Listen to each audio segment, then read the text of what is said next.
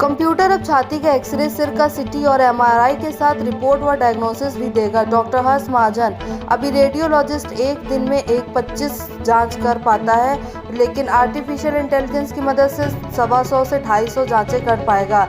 इसके साथ ही gene sequencing से व्यक्ति की कुंडली तैयार की जाएगी। इससे भविष्य में कैंसर, डिमेंशिया, हृदय रोग के खतरे का भी पता चल जाएगा। यह बात सीनियर रेडियोलॉजिस्ट पद्मश्री डॉक्टर हर्ष महाजन ने बताई। उन्होंने कहा कि विश्व भर में आर्टिफिशियल इंटेलिजेंस पर काम शुरू हो गया है।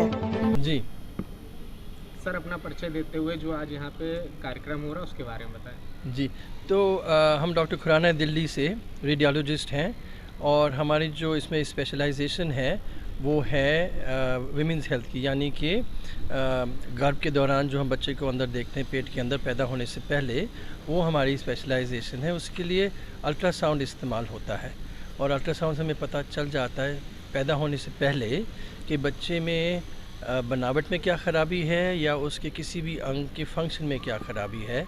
वो इसलिए कि बहुत सारे बच्चे जो हैं उनका इलाज पहले से ही शुरू हो जाता है ताकि जब वो पैदा हों वो जहाँ तक तंदुरुस्त हो सकें वो तंदुरुस्त ही पैदा हों। अभी ये होता था कि अगर कोई मुश्किल पता चलती थी तो जो चीज़ हम देखते थे उसके लिए फिर हमें सिर्फ एक ही ऑप्शन रहता था, यानी कि गर्भपात का। अब ये नहीं होता है। अब जिस इंसान को हम सोचते हैं कि वो ठीक से जी सकता है तो हम उसको बचा सकते हैं इलाज से, और ये सारा कुछ हमें पता चल जाता है पैदा होने से पहले। और पैदा होने से पहले ही हमें पता चल जाता है कि इलाज कौन सा करना है। वो तो स्पेशलाइज बात होती है, उसके लिए तो ज़्यादा सेंटर नहीं है, पर हम चाहते हैं कि हर एक रेडियोलॉजिस्ट जो है इसमें प्रोत्साहित हो ताकि वो बच्चों को देखें पैदा होने से पहले, ताकि वो पहचान जाए कि तकलीफ़ें क्या हैं और आगे उनको कौन से अस्पताल में भेजना है ताकि उनका आउटकम बेस्ट रहे। कई इसमें बड़ी सिंपल बातें होती हैं, जैसे कि बच्चा अंदर ठीक से बढ़ रहा है कि नहीं बढ़ रहा। अगर ठीक से नहीं बढ़ रहा, क्या माँ की खुराक कम है या उसमें खून कम पहुँच रहा है। खून कम पहुँच रहा है तो हम उसे दवाई दे सकते हैं ताकि खून ज़्यादा पहुँचे, ताकि वो छोटा ना रह जाए। अगर बच्चा छोटा रह जाता है तो जब वो बड़ा होता है उसको 3 बहुत बड़ी तकलीफ़ें होती हैं। एक तो ये कि उसका दिमाग उतनी बढ़िया तरीके से काम नहीं करता, वो स्कूल में परफॉर्मेंस उनकी रह जाती है। दूसरा ये कि उनकी जो डायबिटीज़ होती है वो 30 और 40 साल की उम्र में शुरू हो जाती है। चौथी बात, उनको कम ही रह जाती है कि सर, अपना परिचय देते हुए आज के कार्यक्रम के बारे में। मैं डॉक्टर हर्ष महाजन हूँ, रेडियोलॉजिस्ट हूँ, महाजन इमेजिंग नई दिल्ली से।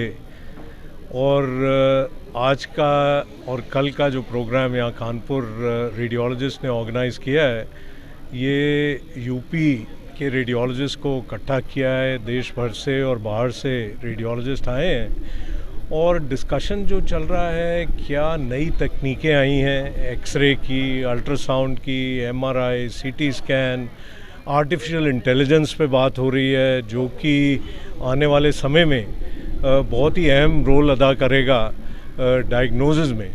ये आप सब दर्शक जानते ही हैं कि अगर डायग्नोसिस अच्छा नहीं हो, सही नहीं हो, तो ट्रीटमेंट सही नहीं होता। इसके चलते जो रेडियोलॉजी फील्ड है उसने पिछले 20-25 साल में बहुत तरक्की की है। और हम अगर देखें तो आज की डेट में बिना रेडियोलॉजी के, बिना स्कैन्स के, बिना अल्ट्रासाउंड, एमआरआई, सीटी स्कैन के हम आगे जो सीरियस डिजीज़ है उनको ट्रीट कर ही नहीं सकते। सो यहाँ जो नई तकनीकें आई हैं, जो नई पॉसिबिलिटीज़ हैं, उनके बारे डिस्कस किया जाएगा। और जो जूनियर लोग हैं वो यहाँ बहुत तादाद में आए हैं सीखने के लिए और समझने के लिए। अपनी जो क्वेश्चंस हैं उनको पूछने के लिए फैकल्टी देश भर से, जो अहम लोग हैं, जो कॉलेजों में हैं, जो प्राइवेट प्रैक्टिस में बेस्ट लोग हैं, उनको बुलाया गया है। और यहाँ से आइडिया ये है कि सीख के लोग जाएं और उस जो नई तकनीकें हैं उनको रोज़